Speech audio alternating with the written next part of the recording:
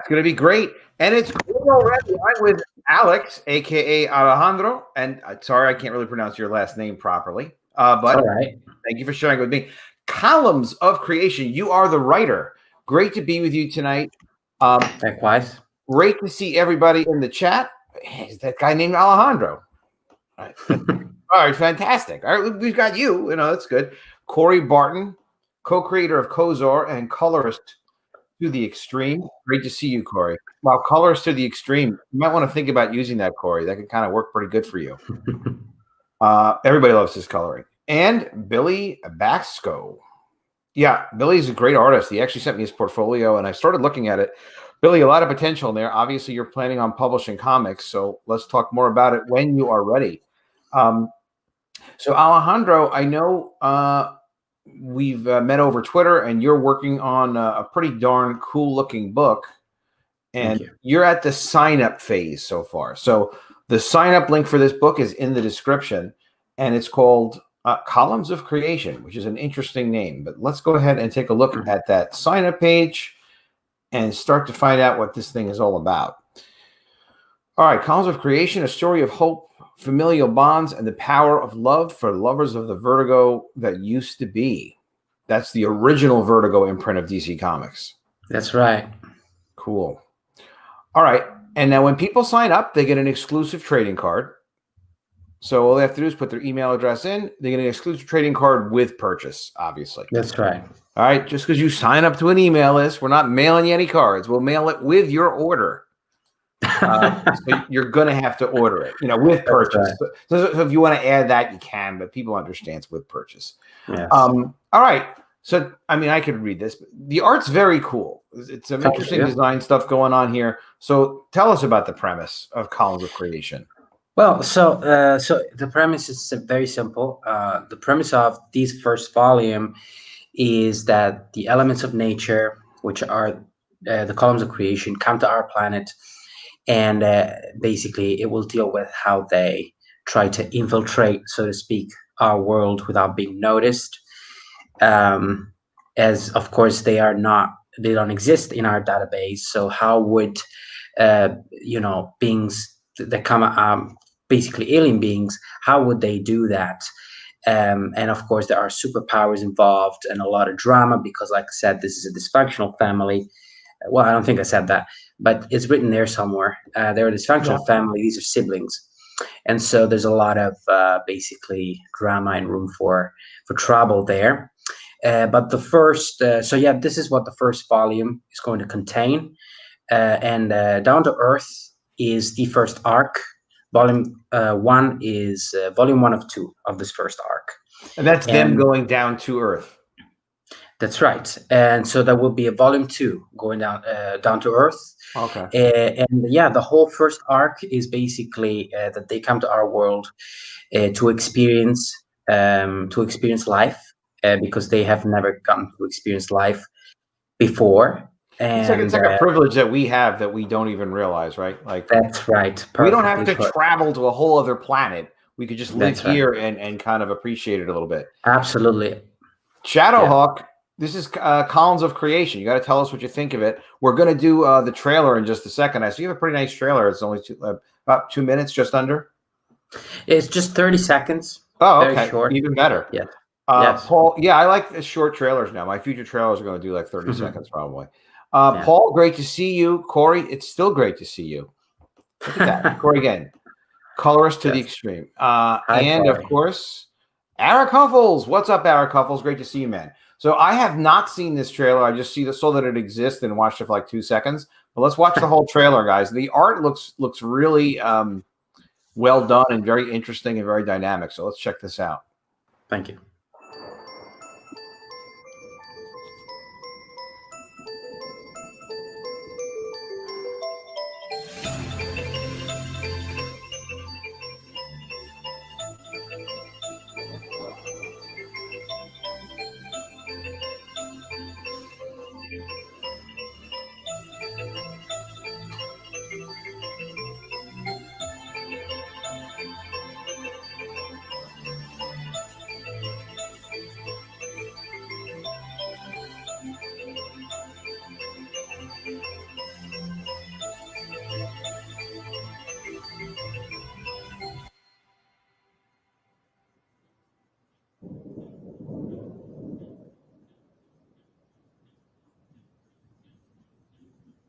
Interesting. So now, crazy question. You see, these are all the I'm following this channel, Film Courage, and learning a lot about writing. I'm really enjoying it. Yeah, they do screenplay writing, interviews and stuff. Very, very practical, interesting stuff that I think really applies well to what we do with graphic novels. So now these elements of nature, they want to have mortality. They want to live like human beings. That's right. Now, why the hell would they want that? I'm sure they do, and it's interesting because they want a different perspective. The people that are immortal probably would want to be mortal. People that are mortal think they want to be immortal. Well, the guy who made the trailer, I think, we're using the word mortality loosely here. They are not. They're not immortal. These characters can die. They're totally vulnerable. They're incredibly powerful, of course, but they are vulnerable. When we say mortality, we mean to say they seek a life like ours. Why would they want? They want bills. They want angry girlfriends. Not all Windows breaking and getting a blue screen and computer updates at bad times. Not really the bad shit. What they want is basically, these are beings that have existed since the dawn of time. Okay. And they're most of their time they spend in space by themselves, and they don't really interact with other species, and so they feel lonely. Some of them feel depressed. They feel unaccomplished. They feel empty, shallow. And Fire, who is sort of like the catalyst of the story, he's been observing this for a long time, and in spite of us complaining about this and that, we do enjoy ourselves, and he sees that, we do a lot of things that they've never gotten to experience before, and so they want to experience that. So in a way, metaphorically, maybe almost like kids that are jealous of adults, even though they don't realize it ain't always great to be an adult. That's right. I don't think I could put it better than how you're putting it. That's why I get the big bucks, Alejandro. That's right. Yeah. I'm kind of just trying to get it. I see there's a lot going on with the story, and it's interesting to see these beings that are really creative and they're coming to Earth. And we have something like that at the beginning of my project, actually, the Mermaids, where there are these like God, the legend of these gods that created their where they live and their whole existence, and different elements and whatnot. And it's something that I didn't write it myself. I wrote it, developed it with a couple people. I wrote about 25% of it, maybe. But anyways, something that somebody's very interested in. And I actually did another series where called Dr. Chaos back in the 90s in a science fiction universe, and we had these characters who derived energy from the emotions and feelings and experiences of people in humanity. So they're kind of like different dimension kind of thing. So I like these otherworldly beings that are just sort of like, all right, let me kind of interact with regular things. So this is Earth that they're going to. They're coming to Earth. Specifically, they're coming to New York City because, of course, why New York City? Because, I grew up watching big blockbuster movies and stuff, and for some reason it always ends up in New York City. And that's the one place everybody's got to see at least once in a lifetime. Am I right? Oh, sure. I mean, we've all seen New York City. I used to go to New York City. I live like an hour away from New York City, back before the pandemic, when it still existed. It's almost like it's been hit by a meteor. It's not the same place, but hopefully in a year or so it bounces back. Yeah. But interesting. So they're going to go and they're going to get to New York City and kind of see what it's like to live like people. Are they going to get jobs or anything like that? No, that's what Marvel or DC would do, because they're very good at writing boring stories. In my case, I thought, obviously they don't exist in our database, and so how are they going to acquire documents? How are they going to they're so powerful they could hook up something, you would think, no? Well, here's the thing. What they do. I mean, I know a guy, if they want to get in touch with me. Some fake IDs and stuff. what they do is create things, but because this is a vacation, they're not coming here permanently. They're coming here as a vacation. Because this is a vacation to them, they've made the choice of not using their powers to create anything.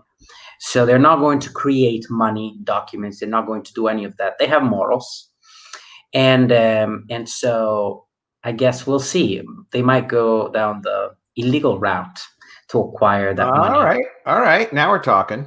That's Well, right. I am not far from there. So if they need a hookup of some sort in New York and they're willing to deal, have them just send me a direct message, and we'll see what we could hook up. I will. So the characters have different. Have you written this yet? Or are you still kind of working on ideas for it? No, it's written, and this is the villain right here. That's the trading card. The People blue guy. will get. That's right. His name is Paradox. And he's the embodiment of black holes. And that's a pretty powerful thing. Yeah, I know, right? So yeah, it is too close to him, right? Say again. What happened? Like if he touches somebody, do you? Well, I'll tell you something about Paradox. So Paradox is a character that, just like the Columns of Creation, he lives on Earth. This guy's this human being. For pretty much the same reasons. He came way before them. But something happens, let's say a traumatic event, that shakes him to his core. And he becomes hell-bent on the annihilation of mankind after that. And the columns of creation would be the only thing standing between him and humanity. He wants to destroy all of mankind because he had something traumatic happen? Yes. I have felt like that sometimes, but I know. I feel like that very often. I'm not a black hole kind of guy, so like I can't really do that. I know a couple of troublemakers, but nothing on that level. So he's decided he's going to wipe out mankind. I mean, does he have a plan? Is he like a rage thing, or does he have a plan like he'll get rid of mankind and then it'll just be like Paradox land? It's rage. It's total and utter wrath. There's no plan behind it. It's just let's get it done. Let's get it done. Well, I appreciate that attitude of like, let's just get it done. Don't ask any questions. Yes. That sounds like me talking to people. Yeah. He's a no bullshit kind of guy. I like that. Is he available? Where does he at? I'm in New York. Is he around? He lives in the suburbs. Oh, okay. Yeah, I'm in the suburbs. I'm South Shore, Long Island. Oh, nice. Yeah. So maybe he might be a neighbor. He might be. I would get out of there. Your characters seem real, so I feel like I can make side deals with them, and then do black hole stuff with other ones, and they are real stuff with some of them. They feel real. Right. They're cool. I mean, I like how you want to talk about them like they're real. They're real to you. You spend so much time with them. So how much time have you been immersed in working on all this, like your ideas for this and all? Is something you've always wanted to do for like the last 10 years, or is it a new idea, or what is this? So a couple of years ago, I'm a university student. Okay.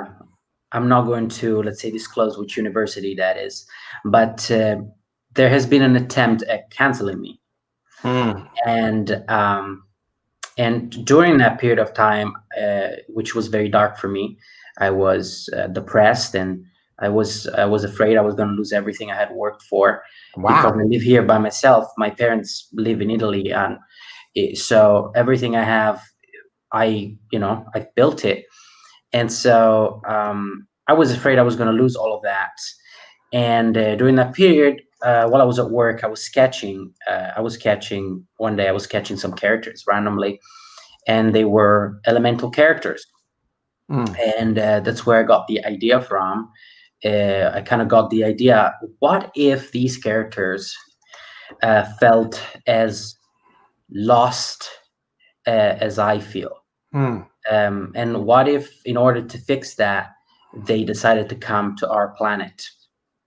And fire, in particular, is sort of like a reflection of me in that sense. And wind, the guy next to him behind light. Light is the little guy at the front. So yeah, that's where the idea came from. So it's pretty recent. I started working on it what was it, last year? Maybe a couple of years ago. Okay. And this isn't your.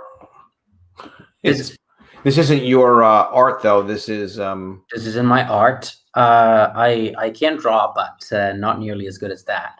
okay. It's Yeah. good to know what your strengths are. You know, I have very few, so here I am talking to you about your stuff. So it's like, well, that I can do. Yeah. So just kind of Well, you limited do to it that. well. Oh, thank you. I appreciate that. Well, You're I very also I welcome. know some great people, so that at the end, you know, that's the thing of like, what are you passionate about? What are you good about? You know, what can you solve problems about?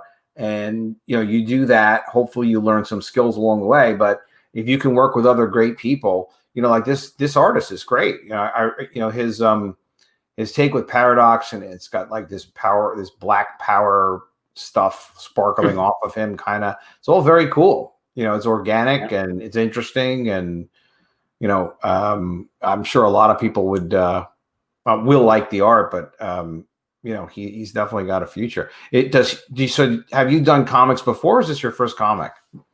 No, this is my first comic. Okay. Yeah, this is the first comic. And what were you since we're talking about getting canceled, because this is sort of a Comicsgate thing, what were you being canceled over? Your views, something you put on social media, or? Yeah, I wrote something on Instagram, which you know, it was seen as hateful. Racy? Yeah, but then again, Well, you have an opinion. You know, you have an opinion, and sometimes you can go say something that's over the line. Doesn't mean you should be removed from society. That's right. You know, it was never supposed to be like that. That's right. And here's the thing: once you say something, perhaps in real life, you know, you can say something and then you can apologize, right? Nobody is waiting with a phone to record you right away. Although even that is becoming more and more common, unfortunately. Yeah. But on the internet, while you know, once you've said something, you don't really have a chance to go back and delete it, because by that time somebody screenshot it and they've sent it over to whoever the powers that be, and you no longer, you know, now you're at risk of losing everything you've worked for. Yeah. And So what you did was not that terrible, but it was terrible enough that if it's taken out of context, it's making problems for you. That's right. I gotcha. This is a link to sign up for Columns of Creation, guys, and I see no reason to not sign up for this. This looks interesting. Did you have some other art that you also wanted to share? Oh yeah, 100%. It's cool for people to get to see you know, a little bit more on a project. Yeah. Do you want me to share my screen? Oh yeah, I didn't. Okay, so I need to. Yeah, share your screen. Yeah. All right. No problem. Yeah, I want to see. Don't you guys want to see more art by this artist? This guy's great. So. And your ideas are interesting. You know, it's a good. Have you known the artist a while? No, I sort of like I created this team. I put everyone together maybe a year ago through Facebook. You know, various Facebook groups and stuff. I thought somebody got through Facebook too. Yeah. So this is page one. Okay. Well, page one. Page one up until, you know, recently, but this will no longer be page one. This is one of the pages. Well said. Yeah, it's pretty good. Look, for a first effort that you're putting this together, you've not put comics together before. This is pretty damn good. It's looking great. How many pages is this book going to be? 44. Very reasonable. This has got all that look of quality, and yeah, it's going to happen kind of about it, Well, which is great. I appreciate it. Thank you so much. You're welcome. This is the third page. Cool. Fourth page. Nice. Fifth. And here's some TDs. For those who are interested. Yeah, there you go. Oh, don't do too much of that. We'll get in trouble. All right, there you go. So yeah, so you've got that. So this is my the website of this comic book, columnsofcreation.com. You guys can go there, check out a whole bunch of things. Here's the cover, because unfortunately you can't see the full cover on the pre-launch page. Oh, cool. You see that's Earth, the big green guy at the back. You can't see that. Same artist, huh? Yes. Really nice. Thank you. Yeah. So that's really it. That's the rundown. That's what it is. All right. If you guys have any questions about the project, definitely ask us in the chat. Let us know. Now, when were you planning on launching? In about 6 months. 6 months. Yes. It's plenty of time. It's plenty of That's time. right. So that's great. So you can, as you're going, you can build up your list, which is really important. Get that list up, get on as many shows as possible so people know who you are and what the project is. That's right. You can show character designs. But have you been following Comicsgate for a while? I have. Okay. I have, yes. Go Okay, on. so you see like what guys are doing and what projects are succeeding, and then what second projects do even better, and then sometimes second projects don't do as well, and I have, yes. I have been observing. Cool. I can see that you're one of the prominent people. I'm a big fan of Peter Simetti. He's very lovable. He's a great guy, and he teaches people a lot. He does, on a lot of ways. So how do you feel about Peter's, like, what impact has Peter's teaching and his attitude, what has that had on you so far as you're kind of working up it together? Did it inspire you? It's been huge. He's not only inspired me, it's also like it's given me actual practical advice that is helping me trying to kind of figure out this whole thing. And he may be the only publisher in the entire comic book industry in this world that actually takes the time to explain the things he explains. And he's a very kind human being. And so, yeah, he's one of those people who, it was very helpful, and I learned a lot from him. But also, of course, Ethan. And, I watch Ethan a lot. And actually, I was on a stream with somebody who mentioned that Ethan might have seen my campaign. That somebody said that he was showing my campaign on his stream, but he might have removed that stream. I think that was the stream with the closing stream for Snowman. Oh, excellent! Yeah, that would have been just a couple of days ago. That's fantastic. But it's been removed. So yeah, that happens sometimes. Well, some people save his streams, so you can tweet and ask, "Does anybody have it?" Yeah, that's possible. All right. But no, that's great. Don Chin mentioned it. Yes. Okay, very cool. Don Chin is good people. Yeah. He's really cool, and I'm glad he used to do a lot of comics around when I was doing a lot of comics in the 90s. And I think Don's going to be doing. He's got X-Force, but I think he's going to be doing more stuff too. And he's got some great ideas, and he's very focused. And he's very good at what he does, and he's starting to do more streaming and stuff. You were on his channel, right? I was on his channel just yesterday. Yeah, I've been on a lot of streams, so he has to forgive me if I forgot for a second. Oh, what day it is? No, it doesn't matter. But just it's great if Ethan noticed your campaign. That's a very good sign. It means a lot of other people see, and they see that he noticed it, even on a stream that comes and goes. But you just keep getting circulating, keep getting around, having people, be aware of Alejandro and Calls of Creation. And your name is cool, by the way. So you can be whatever you want, Alex, Alejandro, whatever it is. Thank you. But just kind of get known. I mean, it was one of the things that Ethan was telling me is he's like, "Hey, Adam, good for you that you got around to a lot of channels and you got known, and and all you can do, what all of us appreciate. Like, so we're all putting out campaigns. I'm working on Mermaids, got another backer today, which was pretty cool. So, Mermaids action. So with Mermaids, like you see Mermaids and you thank you so much, my friend. Yeah, like you, I'm not the artist, but but and like you, I found this designer on Facebook, the guy who did this art, Jerry. And but the thing of it is just to get kind of built up in the community. You can share people's tweets. You can share their YouTube shows, like their tweets, an extra comment or whatever it is. And then people see it. If you have something clever to say, one of my favorite new people from Comicsgate, and he's not new anymore, is Phil Diaz. You were on his show too, I think. Was I? Phil Diaz? Maybe not yet. Not yet. All right, well, look, if not yet, then look him up. I will look him up. Zaid Comics. Phil Diaz, he does the Lost Pages. So yes. Yeah, good guy. But Yeah. he was doing Magic Cop. And Yes. I just thought that it was a really clever idea, and I would retweet it, but I would usually do a quote tweet when I was promoting Magic Cop. I would think of something clever to say or whatever. I can't even remember what it was, but I try to think of something different every time, and it was just fun. I Right. just and he appreciated it.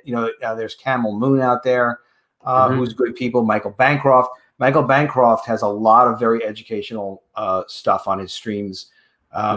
You should definitely. I don't know. You know his channel? Have you subscribed to his Yes, channel yet? yes, Michael Bancroft. I'm actually looking at my messages here right now on Twitter. Okay. We've been messaging with Michael Bancroft. He's got the Lucent, right? Yeah, the Lucent, beautiful Yes. book. But Yeah. he then he just started to stream like I think almost every night. And I have not been on his stream yet. I want to be on his stream ASAP. It's important, Michael. Right. Let's get it done. But he discusses campaigns, and different things of what backers are looking for, pricing, format, digital, and all this other stuff. Just very interesting stuff. He's got a really good channel, so definitely follow his channel. But you'll get on his channel, but watch his channel too. It's education. Oh yeah, definitely, yeah. Yeah, and also the howtodrawcomics.net channel, and that's by Clayton Barton, but also Rob Arnold is on there a lot, who does Replicator 3. And Rob put together a fantastic PDF on how to publish comics successfully for Comicsgate. Oh, there's Michael Bancroft. Yeah. Is he here? There he is. Yeah. We got a deal. We got a deal. Yeah, he's a really hardworking guy. And it just shows you, like, you get in the game, you figure out what it is that you can offer, you do your thing, and everybody helps each other out. We all contribute something, and then everybody benefits because we've all got more to work with that way. Yeah, it's just great. It's and then you see some of the same names around. Michael's one of them, but Rick Saylor and Violnet and Corey and like all these great people. Yeah, Corey is on the channel too, but it's not. It's still good. It's not that bad, even though Corey's on it. Corey's a really good color. Corey is Clayton's brother. But yeah, I really like the document, the Word doc or whatever it is that Rob put together. It's very straightforward, and it covers a lot of well-researched topics about his crowdfunding. And then I also did a video series called Secrets of the Comicsgate Network. There's like 40 of those videos just talking about different publishing topics and related to what we do for crowdfunding. So yeah, you can do very well. You can do very well. Is your artist reliable? Is he going to do right by you? Well, I hope so. He should be reliable. He's been reliable up until now. Yeah, he seems very reliable. He's Italian, so we have spoken by phone. We had a video chat. My colorist. By the way, I'll tell you the names. The artist's name is Mattia Monaco, and the colorist's name is Carlos Moreno, and the letter's name is Dave Lentz. The only American in the team, but I'm very happy that he's there. I'm a big fan of the United States. Somebody has to be. And where are you going to ship all your books? Ship them to the U.S. You'll definitely do well with this in the EU area as well, too, though. You'll do well with this in Europe. Yeah, no question about it. That's my hope. Europe likes comics. They do, and they like crowdfunding campaigns. The Mermaids, I think about a third of it is either Europe or Australia. And normally for me, I guess it's about a third. A third is a pretty normal thing for me. Just seems like a little bit more. But anyway, just the colors and the vertical aspect of it. But it'll do well in the U.S. too, for sure. Yeah, people are going to really like it. Yeah, I hope so. The goal is going to be a little high. It's going to be 15K, but I can't do I can't do otherwise because, as you understand, also, I don't know how your goal is that low, to be honest, because my team is going to get paid like 8K out of that 15K goal.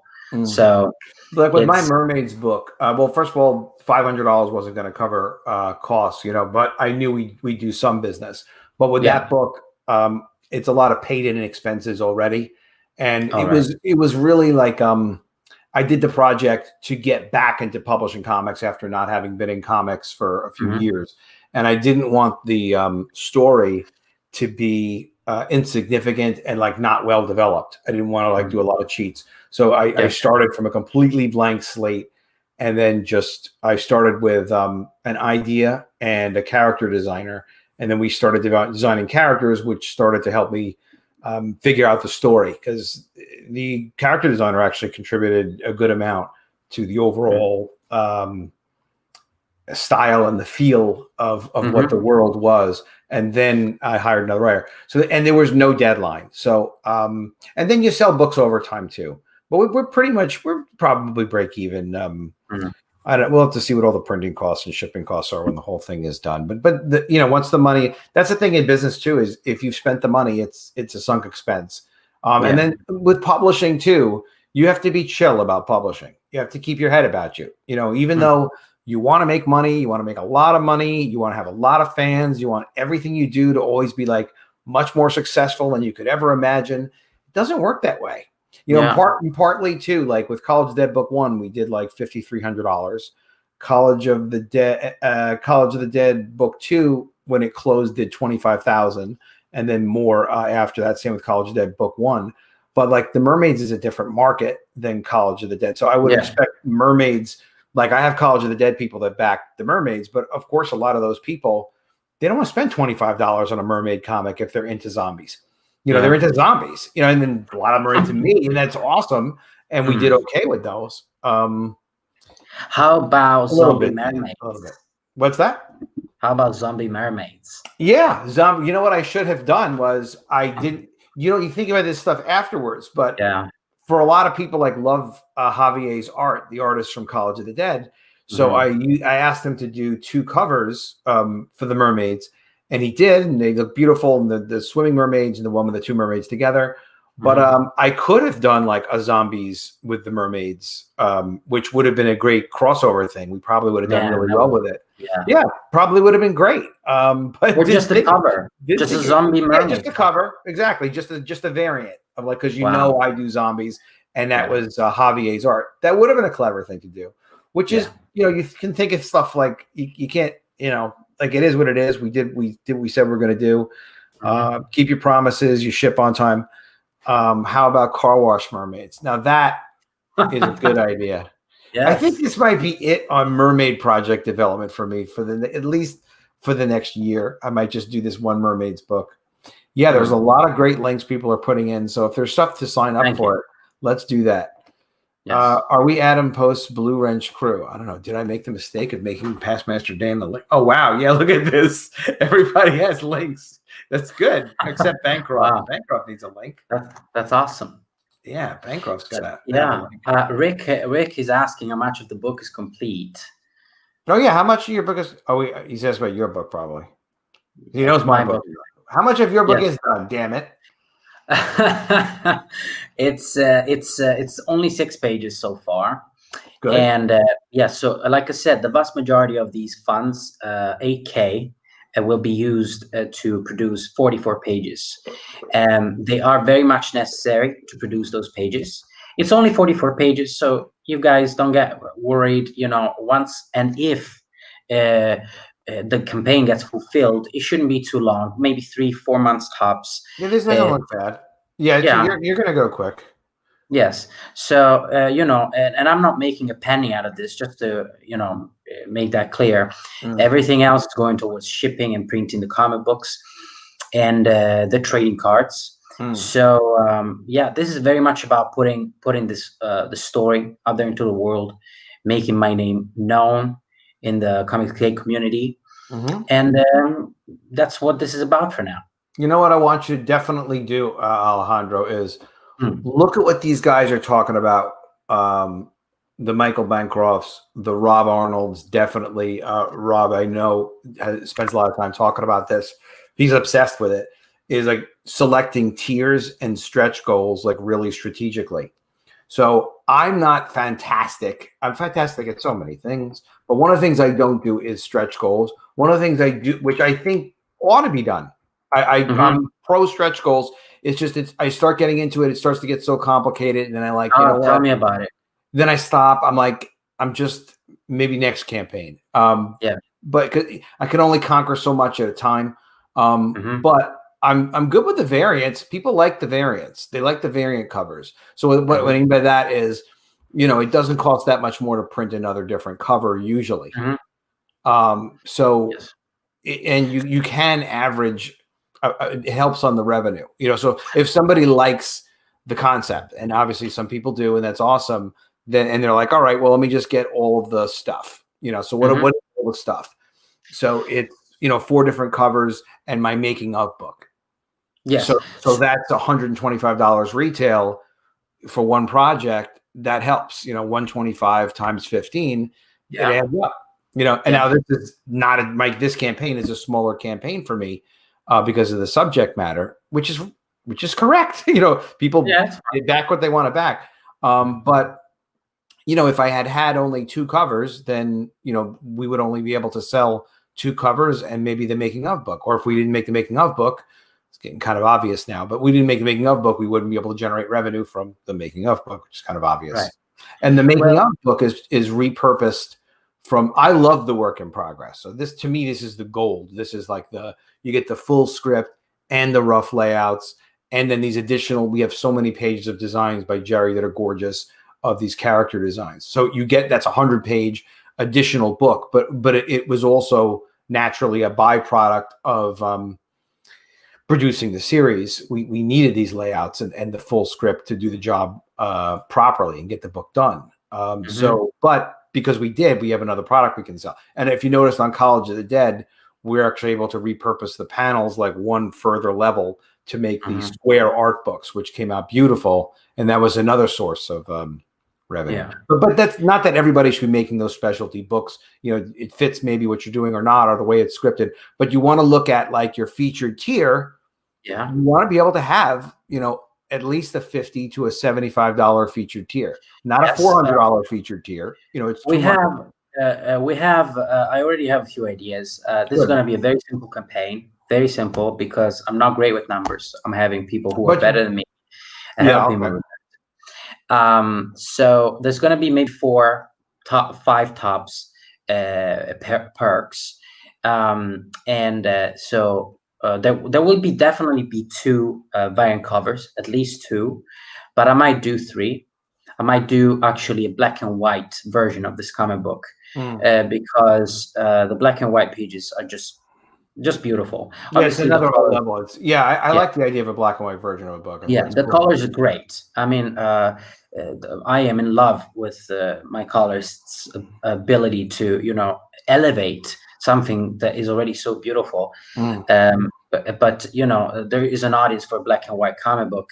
And also, you are 100% right. People love process type things, and somebody has been mentioning it to me, why don't you do this and that? Maybe in the future. For now, I think I'm gonna do maybe stretch goals, maybe 2 or 3, but they will be trading cards, because trading cards, very affordable to produce. And I like them. I really want to do trading cards. I'm gonna probably wind up. Hey, have a great night. Thanks, Michael. Thanks, Mike. Yeah, I really like trading cards. I think they're great stretch goals. There are also guys are doing stickers now. You could also look at Patrick Thomas Parnell is doing his figures, his Johnny Phantasm action figures. Yeah, I saw that. But he does very cool things. He's got like a lunchbox and he's got glasses and poker chips. And I'm looking at and other guys do too. So does Dan Fraga and Shane Davis has some really cool merchandise. I want to do all that kind of stuff. it's funny. It's like so incremental because I just don't want to mess anything up. But then Fraga is making, how much is he making? Fraga is almost at 200,000 now. It's true, but some smaller campaigns. Look at Camel Moon is a $40,000 or $50,000 campaign, and he's got a lot of cool merchandise and hollow covers. You don't want to get more complicated than you're comfortable with. That's why I don't do it. But I will say, if you see what follow Rob Arnold for sure, and Michael Bancroft. Okay, cool. Yeah, I do. See what those guys are talking about. You got a good artist. So you found these guys in Facebook. I found them on Facebook. Yes, everybody, the artist, colorist, the letterer, and we worked really well together. Where is it? I would like, if you don't mind. Okay. Just give me a second. I would like to share my screen again. because I want to show you.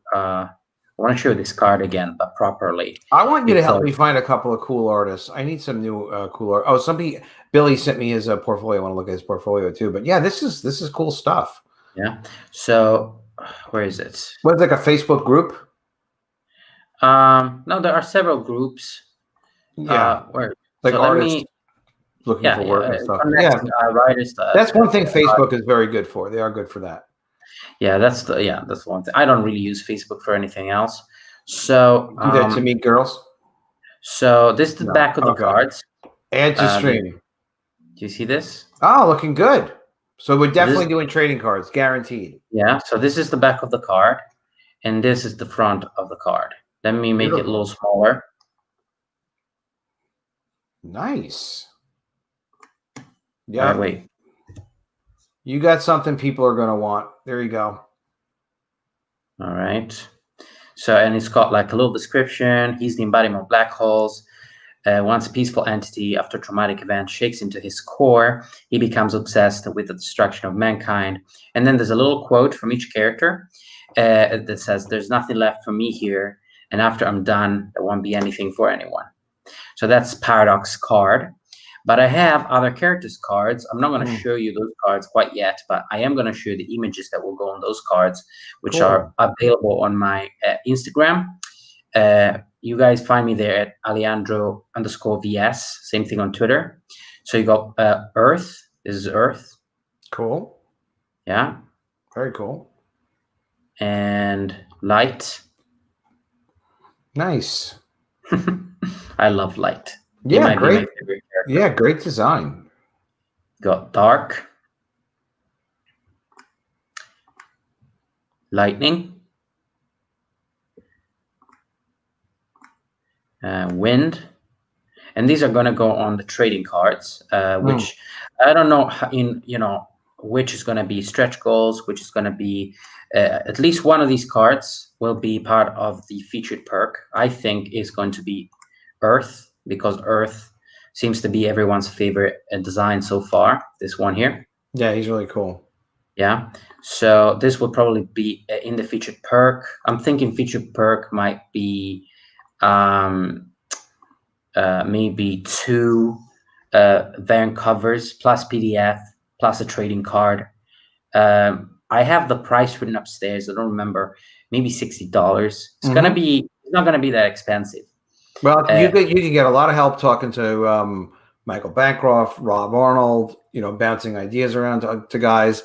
Ask them what they think and why, and you take what you want, from it. But everybody likes to help each other in Comicsgate. It's a true thing. Yeah. And did you have something else too to show? No, I just want to say I just don't understand how people can call this community hateful when everything that we ever do is help each other out, and just we're nice. We point out the bullies. We are not the bullies. And this seems like it's true. We get into spats from time to time with SJW types and things like that, and some of us are comment and go back and forth with them direct, and some don't. People have their own idea about how everybody. We're individualists, and we're entrepreneurial, and we want to earn our way. That's how we were raised. That's Western civilization. That's what we're looking to do. And then the new crop of SJW progressive guys are saying like, no, you should have a right to do something because your name is Alejandro and you have a cool accent. You're like, well, I don't want my work based on my name. I want my work based on how well I do it. And then I want to do it even better next time. I have a reason for living and really produce excellence. It's a whole different mentality. It's really a whole different mentality. I'll tell you what, there are things that, some of us could use, things that maybe are not so obvious, to endear a certain audience. But why would we do that? It's not like those things are everything that we are. We are not those things. The whole thing is like the whole purpose of these, morality plays and stories. It's supposed to transcend race, gender, and even age, because we've all been children and we're all going to be old someday. So, it should always be relatable human stories, not That's right. human. Even, if you have a human story that's specific to a niche culture or some, little culture that you're not familiar with, you didn't grow up living that way, but they're still human beings living that way. So you don't understand why they do what they do, and you can learn about them and have a respect and appreciation for them. And that's, we already have a system for all of this, and they want to disintermediate it. They want to destroy it. I'll tell you another thing. It's funny how it's always the people who have nothing to do with those issues that are concerned about those issues. Like, I have seen the cringiest things being put out by Marvel and DC about, diversity, certain sexuality and stuff. And it's like, this is not how it works. This is. Uh-oh. You got in trouble? You had to stop talking. Oh, you're back? Am I back? What happened? Oh, you're back? I think you said the wrong thing and YouTube cut you off. Are you back? That's interesting. You're there and you can't hear me. I can hear you. Can anybody hear me? Can you hear me? Okay, Alejandro froze. Thinking about us. All right, guys, list songs from the 80s that you need me to sing. And I will start. Back? Oh, you are back. I'm sorry. I thought you froze. Yeah, it was an odd feeling at the moment. I don't know exactly what happened. Yeah. You're still live. Stop singing, right? Okay. All right. Stop singing. You were saying? Yeah, so I was just saying, I've seen the cringy stuff being put out by Marvel, DC, whoever. That is not how you represent certain people. Let those people tell you, right? Perhaps they have some really strange people over there who tell them the strangest things. But that most people, whether you're gay or trans or Black or Asian or whatever, or Eric Huffles, or if you're Eric Huffles, I'm not sure. Eric Huffles, yeah. There you go. Or a little bit Eric McIntyre. Not that there's anything wrong with that. There you go. Most people just want to live their lives normally. They don't want the spotlight. You want to. That's personal to you. It's right? Personal to you. You. And sometimes people are just, they're living their life the way they want to live it, and that's it. They want to be accepted, but no one's accepted everywhere. I'm not welcome to walk in wherever I want to go. No. I think the whole thing is it's dehumanizing, and it leads right to 1984. I mean, it leads right to like, oh well, we promise you, all this respect, and everyone gets treated this way and that way. There's no way you can have 1,000 different genders on one form. It's too many. So because they can't, they're going to, create a situation where it's like, look, we can't acknowledge your humanity because it's too complicated. So we're just going to kind of continue. You know what I'm saying? It won't fit into the system, and we can't only, recognize this. We can't recognize one. We've got to recognize 1,000 or not any of them at all. And that's what they're starting to do. They're taking the words in my country, in the U.S., in Congress, they created you're not really in our country, but anyway, in Congress, they just put out new rules saying they don't want to use the words father or mother. In any of their policies and like any of their official communications. And it's like, stop, but they won't stop because it's dehumanizing. They want to basically be like from father to mother to person to chair, like you're not more important than a plant just because you're a person. So here's the thing. Here's the thing. Humanity, mankind hinges on conflict. So one side will never win. The other will never win. It'll always be a game of pulling the rope. Always, eternally, because this is what we are. This is how society is funded, to keep us entertained. And it creates money, it creates demand, it creates interest, it creates conflict. And of course, people make money from conflict, and money is the secret god of our world. It's not so secret, really. But I'm not even talking about like, gender neutral people. I'm talking about like, gay people, and how you have the most ridiculous representations in comics these days. I am yet to see a proper, accurate representation of a gay person, that it's not all about the person being gay, and it's about just being gay is a thing that the person happens to have. Because a superhero comic is like, it's sort of like supposed to be a James Bond type of story, not like, well, and this is my relationship that I'm thinking about. I mean, you can have a side reference to something, but it's always going to look token, because that's not what it's about. But look, like, let's say you can have, let's say that it's like a James Bond story, right? You could have, instead of the Bond girl, you could have the Bond guy. Now, of course, would that be as popular? No, it would have a different audience, but it would be a lot more masculine. It would be a lot more alpha, more manly. And I am yet to see that kind of representation, as they call it, in comic books. It's always pink hair. It's always, girly shit. I mean, I don't understand. Right. Where Peter Parker, wasn't he like borrowing somebody's underwear or something like that? I don't know. He was doing something really odd I saw on Twitter, and you don't even know if the stuff is real or not. And then the crazier it is, the more likely it's real. Well, and it's always straight writers who write those things. It's at least in Comicsgate. We have people that are gay, straight, every possible gender. We have trans people, and everybody is respected. They are who they are.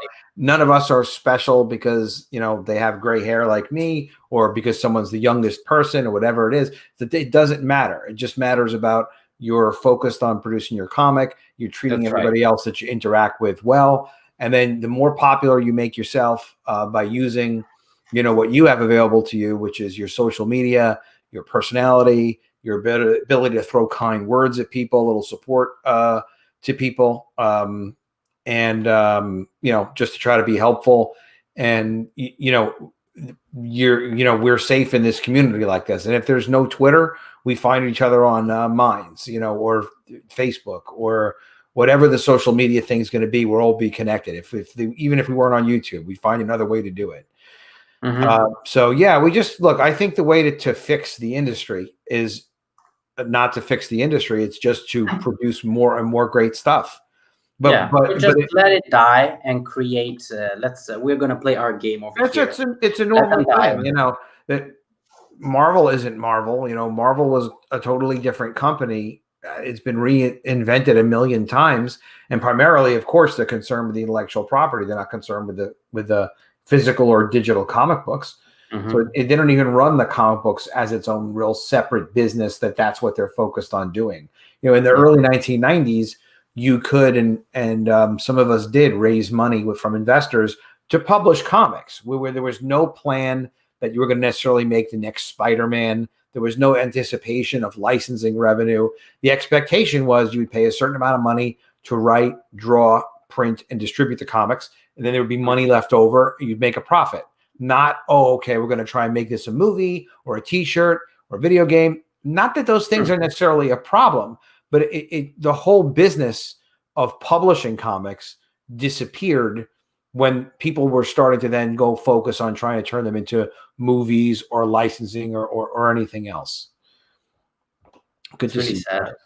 Yeah, well, it's fine, but things evolve. It's natural, like your character. It's nature. It happens over time.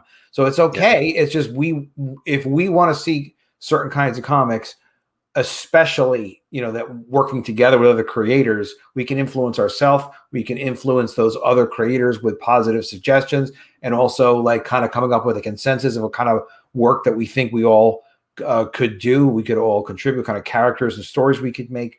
But we've got to make the stuff that we want to see, because it's not some other executive like somewhere in New York City that's going to go out and say, I'm going to go make, comics and do storytelling, right? Yeah. We'll do superhero stories that aren't,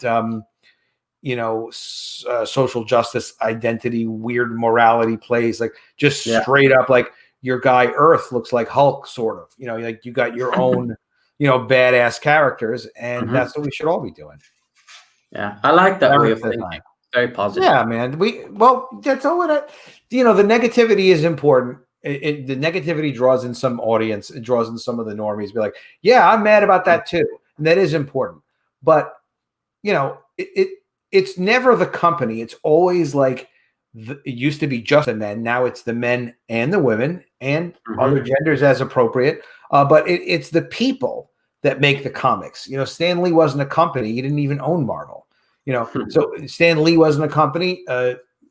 What's his name? Todd McFarlane wasn't a company. Yes, he sort of started his own company, but it wasn't about Image as like this big executive team. It's about the individual creators deciding to make the kind of comics that they're passionate about and the kind of comics that they think should be made, while at the same time making sure that it's something that people want. It's not like the SJW ones that are force-fed or sold through libraries and they cheat the distribution. Or they're making the comics because they need something to show to try to make a movie. It's like, no, you just make good comics that you're excited about, that you want to read. And then hopefully you learn from people along the way. And then hopefully you share what you learn too. And then everybody benefits. Definitely. Yeah. As Pastmaster Dan would say, you only get flack when you're over the target. Well said. Let's see what Eric says, and then we'll let you call it a night because I know it's 6 hours ahead over there too. Eric says, I would say, quote, there are only two you-know-whats genders. But in comics, you can actually have aliens or fantasy characters that have either genders. Or that's true. You can have as many as you want. Yeah. It doesn't matter. It's just sort of like, if you want to completely, there are people that in the US say like, well, why don't we just try socialism? Let's just try it, see how it works out. It's like, well, because there are tremendous interactions with people like being motivated to work in certain ways because we have fundamentally, although it's changed, we have basically a capitalist structure here where people are motivated to do different things, trying to and create different things, work a certain amount. Like the whole society functions based on the focus on the individual and the family unit as the only socialist extension. Like I, will help people as a favor. I can do a kindness to people. I can be charitable, but the only people I'm going to take responsibility for would be like my son. My immediate family is my concern. Like he doesn't have to pay bills. Like whatever he needs, he's going to get.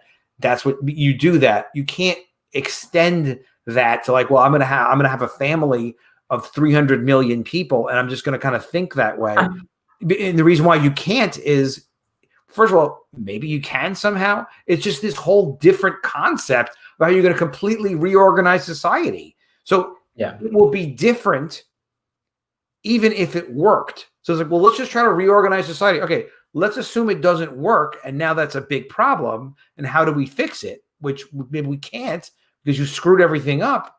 But then even if it worked, what the hell happens? And in the past, it's never worked. As Pastmaster Dan says, remember to wear a condom. I think that's some good bits of wisdom. Is that your take? I think so. Essentially, your take is the same as you want to be able to do the work that you want to do, work as hard as you want to work. Like if you had comics is something you love, right? I do. So you'll spend time on it. You'll spend money on it. You'll put energy into it. You'll put without getting anything back. And maybe eventually you'll make some money doing it. But you're doing passionate work. And that's something that you're doing because you love it and it's something you really want to do. If it was a factory job type of thing, well, then you wouldn't have a smile on your face. You wouldn't feel excited. You wouldn't feel like it was important. You wouldn't have the same purpose. No. Right. I mean, and that's what they're talking about giving up. That's why, no, we don't want to give that up. We're not interested in giving that up. And we know it's a scam just so that people can have more power over us. We're not stupid. Well, there is a new kind of excitement and it's coming with. Thank you, Eric. And it's coming with indie creators, and hopefully you will find that in concept creation. In these times, in these dark times, especially for you over there, I live in the United Kingdom. They're going through. You get all kinds of problems in the UK now, don't you? United Kingdom, so they're going through the Brexit, which I am 100% agree with Brexit, because as an Italian, I understand how damaging the European Union has been to my country, and I can only imagine to the United Kingdom as well. Italy, terrible. Greece, it was terrible for, right? Yes, but some people have to make like a moral stance out of it. It's not about morals; it's just about finance, and that's it. But so also maintaining your rights as well, right? You don't want the European Court of Justice telling you what you're allowed to do. Well, that too. Yes, absolutely. And of course, you've got the coronavirus situation as well.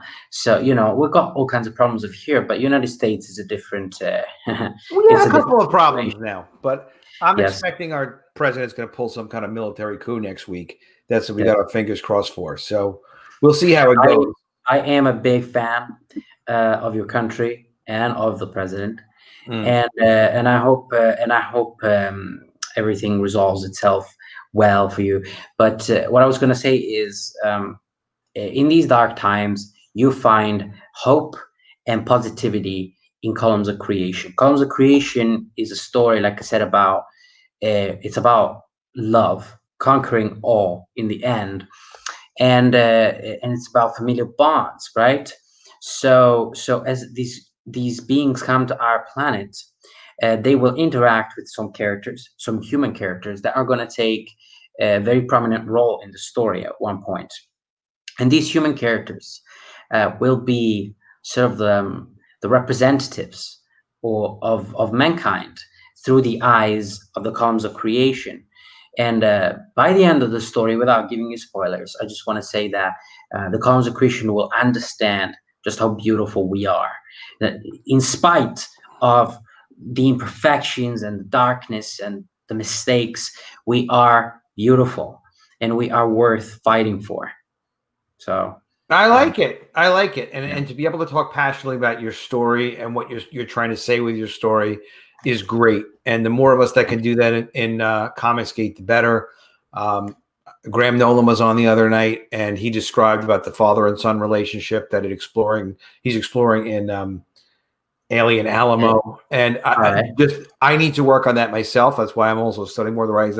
We can all get better and better at what we do. We all raise the bar for each other. So guys, everybody sign up for Columns of Creation, and then we're going to have to shower tons of money on this guy. Very important. Thanks so much. And Rick needs 4 Gs. All right, wasn't for CG, you'd have $4,000 back in your bank account, but you'd have such a little impact on the future of storytelling. So $4,000 is not a bad thing to invest. Kingdom Comics says we're making a community around here at Comicsgate. I can see it growing. Oh yeah, it's been growing. And you know what? I'm gonna wait till I get on Michael Bancroft's channel, and I'll talk with my homie Rob Arnold, and we'll kick some more ideas together about like how can we really grow this thing? What other ideas do we have to reach out to more comics normies? Stuff we can do on social media, things we can do to get people even more interested. There's probably things we could be doing. We could be collaborating because there's so many like smart and passionate people now that are really starting to really like Michael, like Rob, like me, and other guys as well, but that are really starting to focus on what we're doing. And then you got some top pros like, of course, Ethan, but Shane Davis, Dan Fraga, Patrick Parnell is a great guy. And oh my God, who else do we got? The guy I forgot his name. Who's the incredible artist John Mallon that's doing Groken? Freaking Malin? No, yeah, Malin as well, of course. Absolutely Malin. But new acquisition, I'm thinking, oh my God, the guy who's doing Groken, Kenneth Rocafort. What a super talent. Yes, I was gonna say he's incredible. He's an incredible illustrator, and Groken looks amazing. So the thing is we're gonna do more and more and more and grow more and more and more. I think we can start maybe even having shows together and talking about like, all right, how the hell do we do this? How do we bring more people in? How do we keep them interested and motivated? How do we also, so big name creators are I know, contacting people all the time, like the bigger guys in CG or whatnot. A couple of people have reached out to me here or there, and I'll send them along. But everyone's watching what Comicsgate's doing because they see the potential. Yeah, I know it's Kenneth Rocafort. It's just, I'm doing these every night now, so I do get worn down a little bit. I love Ken's work. And he just did an Ultra Star cover for Patrick, this new book, which can be like a Superman of CG. Beautiful, beautiful cover. So we have so much really great stuff coming. So this is great. Alejandro, we will follow up more. We're really looking forward to, oh my God. Columns of Creation. Columns of Creation. Like, what was the title again? Yeah, it's just like I'm 10 minutes past. So anyway, Don't worry about it. Very looking forward to Columns of Creation. Guys, also sign up for Kenneth Roquefort's book, so he's not mad at me. Groken. All right, we will see you again soon. Definitely have you back on when you're ready to launch. And, and sometimes I'll do streams with more guys on the panel and stuff too, like some of the other channels. We'll have fun on those nights too. We'll shoot you if you're available. We'll get you. I would love to. Yeah. Cool, man. All right, and look for there's other channels for you to get on. So. Oh, I'm already on it. All right, good. Make it happen. I'm on it. All right, Adam. Thank you so much for having me, man. And thank you for having a lot of other people and, being like that, being helpful like that. We all appreciate it. And thank you to the chat. Well, thank you so much for acknowledging it. And I appreciate it. Yeah, I want to be known as somebody that really wants to look out for other people and just we all succeed together. We don't have to all do the same numbers. I'm fine when my books are smaller than other people's did more successful books. The market's going to say what it's going to want, but we can keep doing better and better and better and building a bigger audience. All right, Alejandro, we will have a great night, guys. Thank you so much for joining us. We appreciate you. Don't forget to subscribe to the channel. Click the bell for notifications. We'll see you again soon, guys. Take care.